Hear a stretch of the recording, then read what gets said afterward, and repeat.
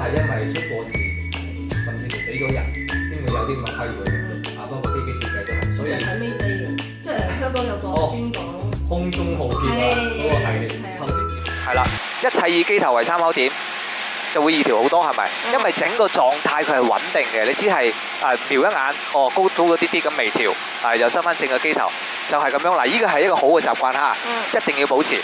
包括我哋降落都係，降落嗰陣時候飛機嘅變量好多，又要對跑道啦，速度又係要控得好好啦，又要落襟翼啦，又要收油啦，等等啦，係咪？變量好多，呢個就一定靠你，好似頭先咁樣嘅，不停咁樣切換你嘅視線。一定要切換得快，同時睇每一個地方就睇0.5秒就夠啦。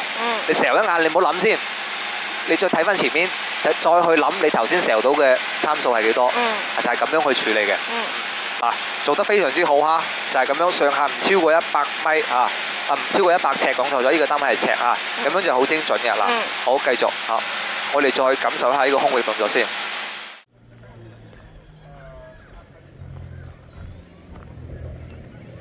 阿若拉 checklist，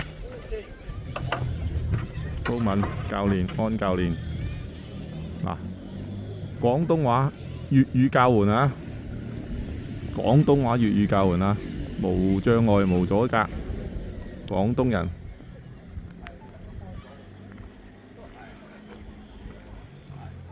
OK，可能冇人理我哋啦。冇人理我哋。係啦。